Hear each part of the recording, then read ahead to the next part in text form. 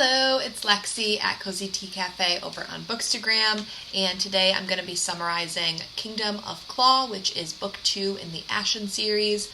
Book 3 comes out on February 3rd, and I will try to have the novella posted before then as well. So just a reminder, this video is going to be full of spoilers. This is a full in-depth summary of the entire book, so if you did not read and you don't want spoilers, don't continue watching. So in this book, we start off with a flashback of King Ivar consulting a Galdra after he usurped the throne to foresee if he would have any male heirs. And the Galdra tells him that he would meet his death at the hand of a Galdra, so he kills her and her child and concocts a plan to hunt and kill all Galdra in Isildur.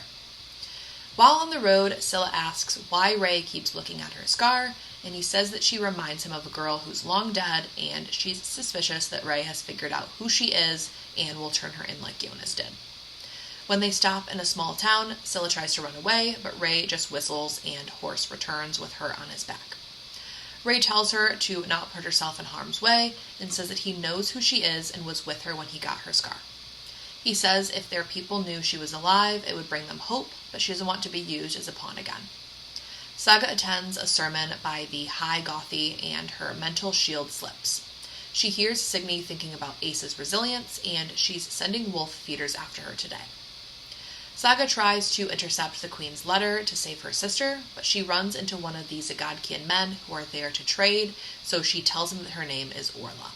As Scylla and Ray travel, they come across a wanted poster with both of their faces, calling Ray the Slotrari and offering a reward if they're both brought in alive. Scylla is terrified of Ray now that she knows he's the Slotrari, but he tells her that her only chance of living is with him. Wolf feeders attack them, and Scylla blinds them with her light as Ray steals one of their horses for her, then uses his power to burn them. Ray realizes his identity has been revealed, and he'll have to go into hiding in Kalasgarde with Scylla instead of meeting up with the Blood Axe crew in Hystra. Jonas is back in the mead hall sulking because he didn't get his reward, then he sees Ray on the wanted poster. In the hidden tunnels, Saga overhears Signy say that Asa and her companion evaded the wolf feeders, and she asks to have Gera send another letter. In the library, Lord Cassander Rurik confronts Saga for pretending to be Orla, and she says that she didn't want to be recognized and asks for discretion, then offers to show him around. Rurik brings her to his advisors, called Druzhina, and introduces her to Ruri Rovgalad, Rav for short. Ray tells Scylla that his father was in King Kjartan's retinue, and when he was 8 years old, they went to the castle, and he was left with 2-year-old Asa while his little brother played with Saga. Asa got her scar when she hit her eye falling off a fountain. Ray tells her that her adoptive father and mother were the king's bodyguard and her nursemaid, respectively. He asks her when she discovered she was Asa, and she tells him that Skreda pulled the memory from her, which is later than he thought. Ray and Scylla meet the warrior siblings Vig and Runi from Kalasgarde, and Scylla realizes that Ray is from there too. They are all Galdra. Vig is one of the Bladebreaker warrior Galdra who have bursts of strength. Runi is a shadow hound, which allows her to play with light and blend into shadows, and their youngest brother Snorri is an Ashbringer. They explain that warrior Galdra have gifts of the body, and mind Galdra have gifts of thought and memory. Scylla recalls pushing Ray with great strength, but also has light at her hands, so she's not sure what type of Galdra she is. Scylla notices tension between Vig and Ray, because Vig is angry at Ray for leaving them in Kalasgarde many years ago, and Scylla learns that Ray works with a network of rebels to stand against King Ivar and put a Volsec heir back on the throne. Saga meets with Lady Gera for tea and crushes a root into her tea that makes her break out in blisters, and Saga is able to take her keys off her necklace in the chaos of helping her. While Gera rests, Saga sneaks into her study to look for a handwriting sample and her sealer stamp. Saga trips on a rug, which reveals a loose floorboard with an erotic story about Usir, written by Gera, but no sealer stamp. Ray brings Scylla to Harpa, and she initially refuses to train her, saying that Scylla is too old to learn and she's retired now. Harpa is a weaver and can see the threads of past, present, and future, and she senses that Scylla is a Volsec. Harpa finally says she'll train Scylla because she trained her parents. When they leave, Scylla finds out that Harpa is Ray's grandmother, and she raised him and his brother Christian after they fled north. Ray says his parents were killed by Ivar when he took the throne, and their ankles were cut so they couldn't run, and then they were sent into a bear pit to be eaten in front of a crowd. Ray takes Scylla back to the Shield home, and they meet Vig and Rooney's mom, Gita, and their younger siblings, Haki, Hadi, and Snorri. Gita tells them that Snorri's friend Vali is missing, and Ray goes out to look for him. When Ray returns, Scylla attacks him thinking he's an intruder, and he feels bad for leaving her alone, and he holds and comforts her. Saga meets Maester Alfson in his study and asks him for a tonic to calm her nerves. When he leaves, Saga looks in his drawer and takes the Queen's sealer stamp. Alfson comes back, and Saga hears him thinking about her, and he recalls testing her with the catalyst in her youth, but finding nothing. Saga heads to the tower to send out a letter, but she's feeling loopy from the tonic and runs into Rurik. He apologizes for offending her by calling her Ivar's pet, and she asks him to take her to the Falconry Tower. She hears people approaching and doesn't want to be caught alone with him, so she sneaks him into the secret passage and scolds herself for revealing its location to him. Saga is disoriented from the tonic and tells Rurik about her plan to intercept the Queen's letters and shows him the sealer stamp, and he scolds her recklessness. She asks for his help, and he feels bad for her situation, and he reluctantly agrees to help her only this once, but only if she draws him a map with all of the castle's secret tunnels. Scylla and Ray go to Harpa's to perform the cohesion rite, so Scylla can start learning how to master her Gelder. Ray explains that Scylla has shown both Ashbringer and Breaker strength, and Harpa wonders if Scylla possibly had a twin in the womb. Harpa explains more about the warrior Galdra and says hair feet generate large bursts of speed, and smiths sever and forge bonds that can create armor and even buildings. Scylla is confused why the king would outlaw magic that seems so useful to the kingdom, and Harpa says it's because he fears the Galdra after a weaver read his fortune. Ray tells Scylla that she'll be given the catalyst to bring her powers to the surface, and she'll clear her mind. She may see memories, but she'll have to follow the light to find the source of power at her heart and place her hands on it to fuse her heart and mind. Scylla takes the catalyst and is transported to a memory of an Ashbringer king named Rolf performing dark magic to get his beloved Breda back. But the Dark One says that he must give a life for a life. Scylla is tugged from the memory and reaches for a glowing orb, and then wakes up on the floor and can sense her Gelder. Saga wakes up in her room and assumes that Rurik carried her back when she sees the intercepted letter on her desk. She changes a few words to send the wolf feeders in a different direction and then reseals it. She draws the map but leaves out a few passageways so she can bargain with Rurik later and propose a partnership where he will intercept letters for her in exchange for more passageways. She isn't worried about him telling anyone because she realizes that he's looking for something and also has something to hide. Saga reaches Asla Tower but sees a woman named Anna who offers her assistance in intercepting letters, and she tells Saga that she's Galdra to gain her trust. Saga lowers her shields to read the girl's mind and finds that she's being truthful. Anna says she's working with a group to find a liaison between the king and the Kleinar and suggests that they work together. Anna tells her that she'll wave a white linen from the tower when a letter is intercepted and a black linen if there's trouble. The next day, Ray receives a letter from his contact Firebreath informing him that he'll be bringing 10 men from Copa in 6 days, but there's no mention of Meta. Vig then tells Ray that Vali's disappearance reminded him of a flock of sheep that went missing recently, and the pasture had a strange smell of rot. Scylla trains with Ray and notices an attraction towards him, but she tells herself it's not good to get involved. Scylla meets with Harpa, and she's taught about Sunevald's gifts and the origin of the Ashen. The Ashen are all things in the kingdom that are blessed by Sunevald, the father of light. His wife, Stjarna, is the mother star, and their daughters are the moon goddesses Mala and Mara. He also had a brother named Mirkr, god of chaos and darkness. Mirkr played a trick on his brother and stole his wife and daughters away to the night, separating them so they could only shine in the dark. When Sunevald found out, he shook the sky and stars fell to the ground, making magic sprout where they fell. Where the stardust fell on people, they were gifted with magic, which is why Galdra are sometimes called the Ashen. It was believed the Volsics carried an additional, unknown blessing thought to be a weapon against Mirkr, and they were chosen by Sunevald to keep order in the kingdom. Harpa begins teaching Scylla how to pull her Gelder into her blood to wield it, but Scylla has a hard time clearing her mind.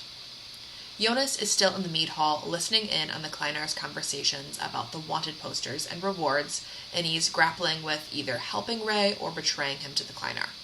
He remembers Ray mentioning his hometown Calisgarde and wonders if he's there.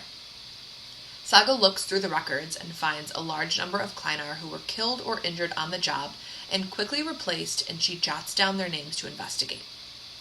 Days later, Saga has breakfast with Signy and sees a bruise on her face, and through her thoughts, Saga learns that it was Ivar's doing.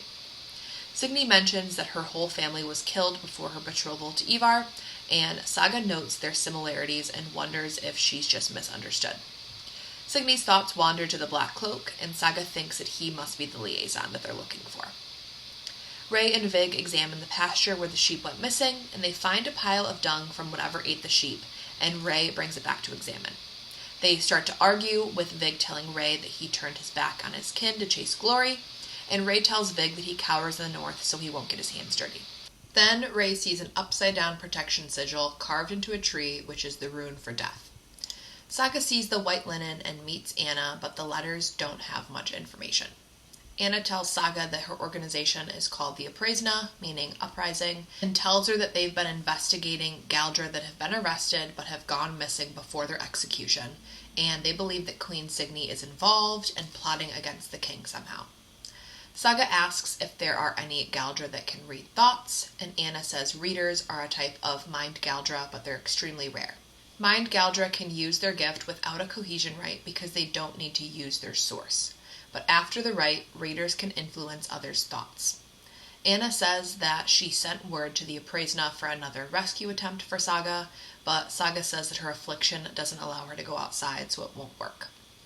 While Saga is in the tunnels, she hears Rurik questioning why this door wasn't on her map. Saga's mental shields are down, but she doesn't hear any of Rurik's thoughts, and he tells her that he needs the full map because he's running out of time. She agrees to draw 2 more passageways as a sign of goodwill and agrees to complete the map if he shows her how to pick a lock so she can get into Maester Alfson's locked cabinet. Rurik tells her to seal the deal with a kiss, and he only gives her a peck, and she pulls him in for more. While Ray is examining the dung from the pasture, he sees a serpent fang. Vig and Ray both apologize for their argument, and Rooney tells them that their neighbor Astrid has vanished with a dozen sheep. Saga meets Rurik in the tunnels to learn how to pick locks, and after an hour of practicing and flirting, Saga finally picks the lock and hands over the completed map. Scylla is still struggling in training and can't seem to surrender, so Harpa sends her out to chop wood. Scylla sees an ice spirit and remembers Harpa's smoke spirit Rika telling her not to trust them, but Scylla gets closer anyway and notices that it's trying to get her attention, but Harpa interrupts and tells Scylla to take a steam bath. Saga attends a royal feast and gets flustered when she sees Rurik and Princess Yrsa talking and laughing. Jarl Skotha joins the feast, and he was once sworn to King Kjartan, but was rumored to have given up Saga and Asa's whereabouts to the Urkins. Bjorn mentions a fief in the castle after the garrison was found sacked, and Saga wonders if it could be Rurik. Ivar enters and pays tribute to the Zgodkians, thanking them for reaching a treaty, and offers them sacrifices of various animals along with a man in their honor. Rurik thanks him but says it's not necessary, which is seen as an insult to the Urkins, so to keep the peace, Rav apologizes and accepts the sacrifices. Later, Saga sees the white linen and meets Anna, who tells her that the intercepted information was given to the Appraisna, and they tracked Maester Lekka, but his place was abandoned when they got there. They found bloody beds and corpses buried in the yards, and they believe that the Black Cloak takes the Galdra from Kleinar custody and brings them to Maester Lekka for experiments. Anna says 2 packages were intercepted from Maester Alfson. The first has instructions on how to use a new liquid form of hindrium, a metal that neutralizes Galdr and can be placed in weapons or shackles. The second is Alpine Cat's Paw with instructions on how to use it, and Saga suggests that they swap the addresses. Saga asks Anna why she does this, and Anna says it's for her sister and reveals that her sister was put to the pillar in place of Asa in order to protect Isildur. Rurik comes up the tower and he smells like smoke and points to his boat burning in the harbor. Saga asks why he burned his boat when he's supposed to be leaving tomorrow, but he says he likes the secrets between them and is staying until his unfinished business is settled. Saga looks down and sees Jarl Skotha in the courtyard wearing a black cloak. While Scylla is training with Harpa, two warriors burst in with a wounded woman named Phradies, and the warriors say she was attacked by a creature after it ate her sheep, and Scylla realizes that Ray's theory of the creature attacking every 7 days must be right. Harpa tends to the woman and sees the wound will kill her, so she tries to give her herbs so she can pass peacefully. Scylla steals a jar of skilled leaves while they're all distracted, then Harpa tells her that they're done for the day and tells her not to return until she's ready to stop running. Ray borrows Big and Rooney's baby chicks because he thinks they'll make Scylla smile, but when he sees her sparring, he immediately knows something's wrong and he goes to see what happened. Scylla tells him about Phradies dying and says that she can't do her training because she can't surrender. She blames herself for Ilias's death, and Ray assures her that it's not her fault. The next day, Scylla is struggling for a sign not to take the skilled leaves, and Ray slides the crate of chicks under her curtain, which she takes as a sign. Next, she tries to feed her new horse again and tells herself that if the horse takes her offering, she won't take the leaves, but the horse doesn't take it.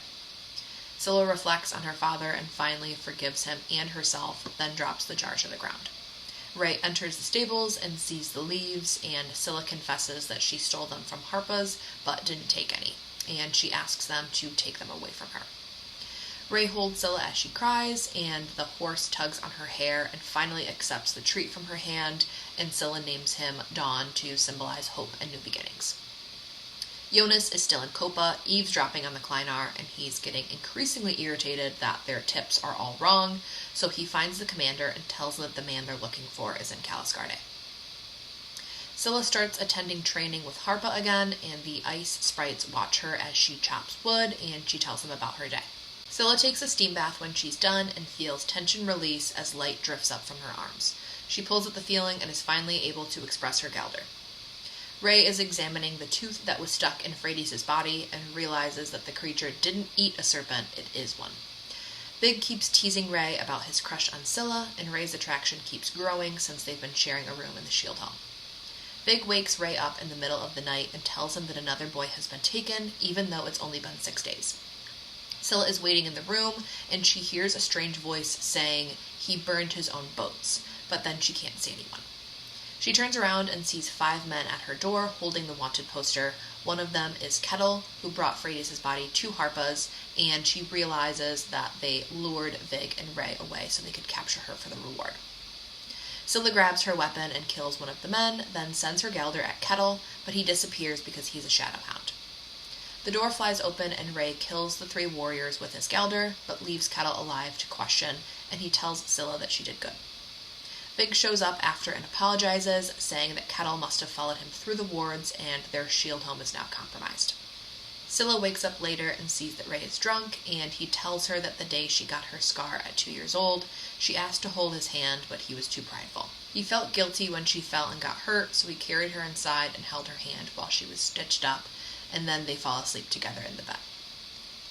The Kleinar are crawling all over the castle after Rurik burned his boat, and Saga is unable to sneak around. After a riot breaks out in town, Saga is able to sneak into Maester Alfson's study and read his scrolls. They detail a microbe that feeds off Galder if ingested under a full moon. When complete, there will be a sulfuric smell, and the next person can eat the raw flesh of the Galdra to obtain their Galder. The next pages show creatures that she recognizes, but they're mutated. She hears someone unlocking the study door and pushes herself against the wall to try and hide, but the wall swings open to reveal a hidden passageway that she didn't know about. She shuts the door and follows the tunnel down past prison cells to another door. Beyond that door, she finds a fireplace and a row of beds, each piled high with furs so she can't tell if anyone is in them. She examines the bed and sees manacles on the headboard and smells a sulfuric smell and wonders if this is where the missing Galdra are being kept. Saga finds a woman in one of the beds with a wound matching one of the pictures from Alfson's scrolls. The woman wakes up and begins screaming as Saga tries to assure her that she's there to help, but the woman is too far gone, and soon the other people in the beds start to scream too. Rurik runs in and grabs Saga and tells her that people are coming. There's no other exit, so they climb into one of the beds and put the furs over themselves. Alfson and Gorm enter the room, and Alfson tells Gorm to dose them again and sends for the hounds to smell for anything suspicious. Rurik tells Saga not to worry because the rotten smell will prevent the hounds from scenting them. When they leave, Rurik tells Saga to go to her chambers, but Saga plans to tell King Ivar about the room and Signy's lies. Back in Kopa, Jonas has been working with the Kleinar for days to prove that he's not deceiving them. He tells the Kleinar to go to Kalisgardi and watch the burial mounds, assuming Ray will visit his brother there. And once they confirm he's telling the truth, he wants half of his reward payment up front before he reveals how to defeat Ray.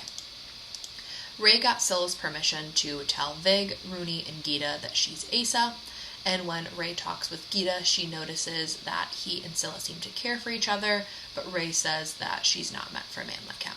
Saga goes to Ivar's study, but only Magnus, his second-in-command, is there. Saga decides to trust him and tells him all that she discovered, but he tells her that she's unwell and says he'll keep her delusions a secret.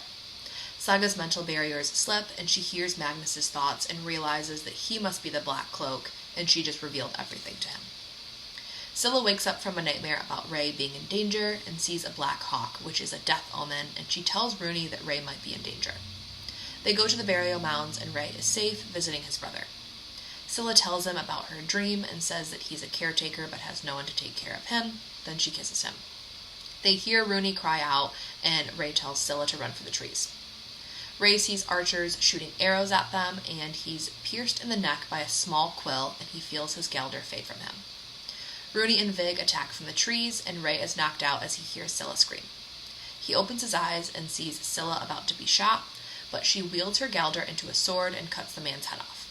The wolf feeders start to retreat, and Rooney and Vig go after any loose ends. After the battle, Rooney and Vig are impressed with Scylla's Gelder's natural shape, and Vig tells Ray and Scylla that they'll have to tell Chieftain Kauf about Scylla's identity. Back at the shield home, Ray is brooding and yells at Scylla for disobeying his orders, and she says he should be thanking her for saving his life. She scolds him for coddling her and treating her differently after finding out she's Asa, and he says that he feared he'd lose her, and they kiss. Ray tries to convince her that he's no good for her, and they kiss again and nearly sleep together, but Ray remembers his Gelder is gone and goes to Harpa's. Jonas and the Kleinar receive word that contact was lost with the 24 wolf feeders, and then they receive a letter stating the Queen's Chosen will arrive in 2 days, and Jonas believes this is what will give them the element of surprise. Scylla works with Harpa to train her Gelder sword as Ray's Gelder is slowly returning. Ray gives Scylla armor as an apology gift for cuddling her and also apologizes for being distant. He says losing his Gelder scared him and he's not used to sharing his feelings with others but wants to let her in. Vig teases Ray because he can tell that Scylla and him got together, and he tells Ray that the serpent struck again, but the victim was unharmed and Jarl Kulf is demanding to see him at the Appraisement meeting. Ray tells Scylla about the meeting, but she refuses to go because she's still avoiding her true identity, and he asks why she's afraid. Scylla grapples with rewriting her identity and meditates for clarity, but soon hears a voice in her head. Scylla asks the voice who it is, and the voice responds that it's Saga. Saga and Scylla talk back and forth about their parents, and Saga believes all of this is a mind trick, but Scylla believes it's the real Saga.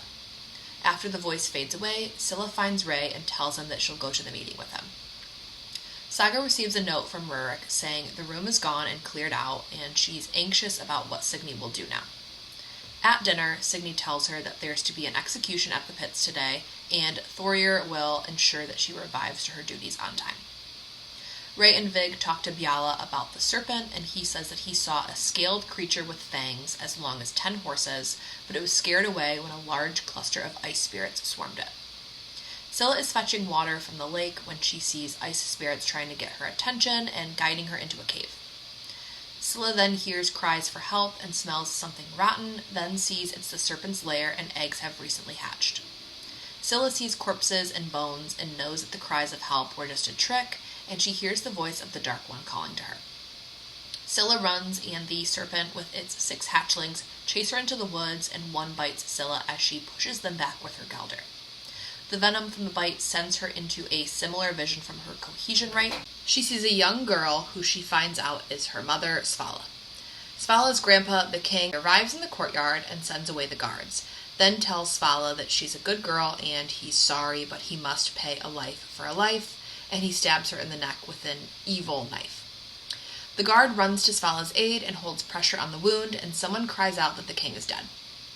Saga attends the execution and sees that Anna is one of the 3 condemned, and she believes this is her punishment from Signy. Saga lowers her shields and finds Anna's thread and tells her that she's sorry. Anna says that she regrets nothing and can finally see her sister. As the stones are thrown, Saga holds on to Anna's thread and feels the pain of every stone as she takes her pain away while Anna dies. Scylla is found and brought back to Harpa's to rest, and Harpa tells Ray that she's plagued by chaos magic. Harpa apologizes to Ray for not checking on his brother Christian and for not being a good guardian to them. Harpa says that she sees a change in Ray and assures him Scylla will be okay, but she feels dark threads gathering in the kingdom and she doesn't know what they mean and has to keep weaving to figure them out. Ray plans to tell the Appraisna about the serpent, and Scylla is nervous about revealing her identity. The Appraisna members are initially hesitant to hear Ray out, but after Scylla tells them that she's Asa and tells them her story, they come around and rally behind her. Ray, Scylla, and the other warriors head to the cave entrance with plans to kill the serpent and hatchlings. While Scylla and Ray are alone, she asks him about his brother, and she senses him closing himself off, and she becomes annoyed that she just revealed her identity to a room full of strangers for him, and he still won't open up to her. Internally, Ray cares for Scylla so much that he fears losing her, and he doesn't think he can survive it after the death of his brother. Ray tells Scylla that he's let this go on for too long, and she simply tells him that she won't accept him pushing her away, and she keeps walking. Ray is shocked by her reaction and also relieved that she cares for him, but knows that he needs to heal his hurt so he doesn't sabotage their relationship again.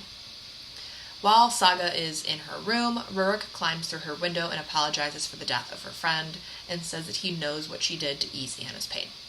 He tells her that he's going to take her with him when he leaves, and they'll form a plan to get her sister when they get to Skadka. Saga tells him that she can't leave her people and asks him to take her to Midfjord instead because Anna told her that it was safe. Saga reveals that she found something in Alfson's study that might help his search, and she'll tell him where to look if he takes her to Midfjord. He agrees and tells her that he will put herbs in her cup to make her sleep the day after Yrsa's feast. Scylla and the other warriors arrive at the cave entrance, and even more hatchlings explode out of the cave than before. The mother serpent attacks Scylla and pulls her down into the lake, and she stabs the serpent with her magic sword, but when she reaches the surface of the lake, she's trapped under ice. Ray burns a hole in the ice with his galder and grabs Scylla, then revives her. Vig reports back that 87 hatched eggs were found, but only 22 hatchlings were killed, so most of them escaped, along with the mother serpent. When Scylla wakes up, Ray apologizes for their argument and opens up about his brother. He assures her that if she doesn't want to be Asa, she doesn't have to, and they sleep together. Scylla enters Harpa's cabin and sees her still weaving, and on her tapestry is a serpent, a dragon, a tree, and a queen. Scylla touches the tapestry and she's pushed into another vision. Scylla sees her mom grown up with a dagger in the same cave from the earlier vision. Svala calls for the Dark One and asks for protection for her daughters in exchange for her life. The Dark One agrees, and when Svala tries to offer her life right then and there, the Dark One says that she didn't specify which life would be taken. Scylla wakes up to Harpa smacking her awake, and Scylla tells her that this is the 3rd time she's heard a life for a life in a vision. And she begins explaining all 3 visions to Harpa. Rika chimes in and says Mirkr, the god of chaos, is also the Dark One, and Harpa now believes that he's been threading darkness into the Volsics for generations. Harpa says the serpent and dragon are Mirkr's children, but she doesn't know what the tree and the queen mean, but she believes that Roker, the end of the world, is coming. Yrsa's birthday feast arrives, and Rurik finds Saga and tells her everything is in place for tomorrow. Then Yrsa interrupts to flirt with Rurik and asks to speak to him alone.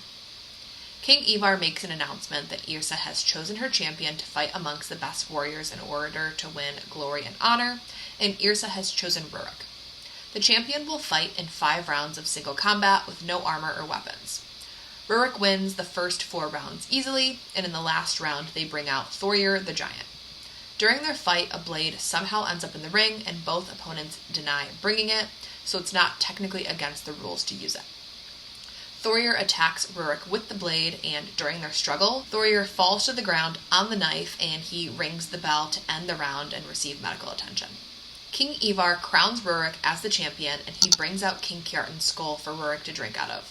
Saga panics and runs from the feast and ends up outside, and we finally learn that her sickness from being outside is just visions and flashbacks that plague her.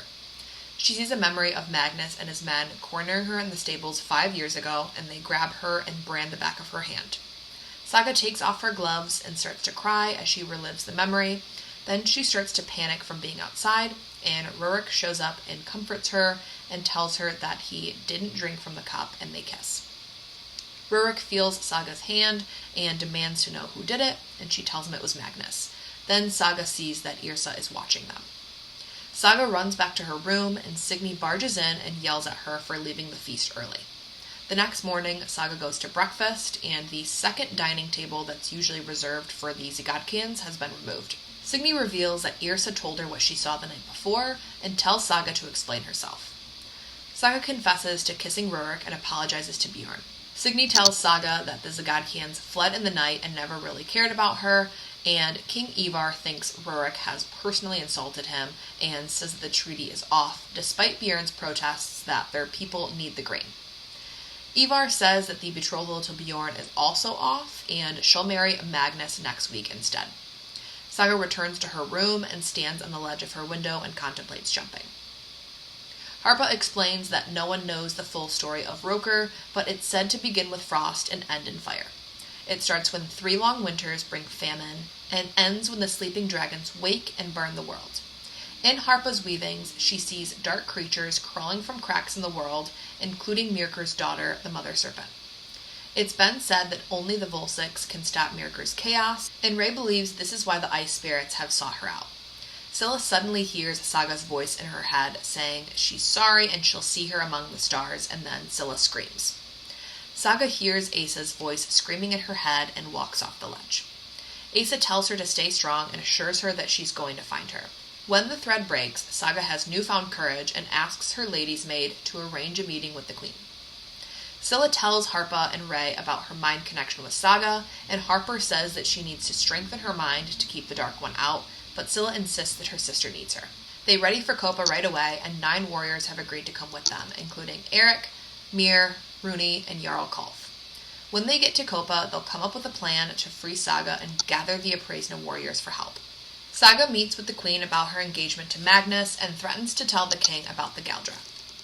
Signy tells her that there is no proof and her word has proven to be worthless, so Saga leaves and threatens to repay Signy with all of the kindness she's shown her.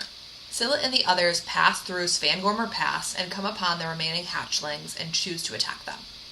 Ranver is killed by the Mother Serpent and fed to the hatchlings, then Scylla acts as a distraction so Ray can kill the mother with his fire. An arrow shoots out and causes an avalanche which buries the rest of the hatchlings, and then Jonas emerges. Saga is attending her engagement feast with Magnus and is served wine. Suddenly, her mental barriers slip and she can't get them back up. Yrsa approaches and says that she's sorry, she just wanted Rurik for herself, and she didn't know any of this would happen. The voices overwhelm Saga, and she puts her hands over her ears, then hears Signy's thoughts directed right at her, saying that she's been keeping secrets. Ray and Scylla try to reason with Jonas and tell him it's not too late to do the right thing, but he refuses to back down. The Kleinar inhale Berskium powder from the rings, which gives them strength but makes them reckless. Suddenly, the Kleinar vanish and reveal themselves to be shadow hounds, and Jonas says they're a new class of warriors the Queen's chosen. Jonas says the Queen no longer wants Asa alive, and they smell the sulfur smell coming from the warriors, and Scylla recognizes this as the microbe that Skreda revealed to her. Ray is hit with an arrow that nullifies his Galdr, and the rest of the crew is fighting invisible warriors as Scylla and Jonas face down. As Jonas charges at Scylla, another avalanche comes down on them. Saga is trapped and panicking, but she hears Asa calling to her, and she pulls at the thread and sees Asa, and they hug. Saga tells Asa that she lost control of her Galdr after drinking wine with the catalyst, and Asa realizes that this is Saga's cohesion rite, and she's there to anchor her through it. Saga sees caged winterwing birds that symbolize herself, and she opens the cage and comes back to reality and hears a dark voice telling her that it's been waiting for her. Scylla wakes up buried in the snow and hears Mirkur saying that he's been waiting for the pair of them to come into their full magic so he can fulfill Svala's bargain. Mirkur tells Scylla to give him access to her heart or he'll kill Ray. Scylla believes that she has to surrender to win the bigger fight, and she lets him in. Ray sees Scylla emerge from the snow and attack the Kleinar with a blade of black flame, and he realizes something is wrong. Scylla kills the Kleinar, then attacks Rooney, but Ray tells the being that it can't have her and stabs her with the Hindrium quill, and the flame sword vanishes and Scylla passes out. Saga hears the creature in her head asking to be let in so they can pay, and Signy tells the guards to seize her because she's Galdra. As the guards grab her, Saga lets Mirker enter her, and everything goes black as people run and scream throughout the hall. Then Saga comes back to herself and falls asleep on the table. Scylla wakes up in a bed in Copa, and Ray notes that her eyes are normal, and Scylla remembers what happened with the Dark One. Ray tells Scylla that there was an explosion at the castle, and Princess Yrsa is confirmed dead. The king and queen are injured but alive, but Saga hasn't been found. Ray says they'll search for information on Mirker's bargains and wait for Saga's whereabouts to be confirmed. Saga wakes up on a boat with Rurik, and he explains that Rav forced them to leave, but Rurik convinced him to hide the boat and return for her. When they heard the explosion, they rescued her and saw Ivar passed out and Yrsa dead, with no sign of Signy. Saga tells him everything that happened and says that she was not in control. Saga sees that Rurik seems off, and he says that he'll be okay once he reaches Zagadkian soil, and he brings her down to see a surprise. Saga sees Magnus in a cell, and she's horrified and says that she's not a monster and doesn't want this revenge. Magnus calls Rurik the heir and beast of Zagadka, and Saga is shocked and horrified because she's heard the stories, and now she's scared of Rurik. Magnus taunts Rurik and tells him the man he was searching for is dead, and then Rurik turns into a beast and mauls him to death. Saga panics, and Rav helps her to her room and gives her seeds to help her sleep. Saga wakes up, and Rurik apologizes for his transformation and says at home he has ways to control it. He tells Saga that their deal is off and they won't be going to Midfjord anymore because the man that he was searching for is dead. Rurik says that Zagadka's secret is that all of their people have magic to shift into new forms, and he was searching for his friend who was stolen by Isildurians. In the cell, Magnus confirmed that his friend was killed in Svaldrin, and since he knew this, it means Zagadka's secret has been exposed. Saga recalls the experiments taking place in Svaldrin and suspects they're testing others too. So that's where that book ends. Again, book 3 comes out on February 3rd. And as always, if you have other recommendations for books that you'd like me to summarize, just leave me a comment, and thanks for watching.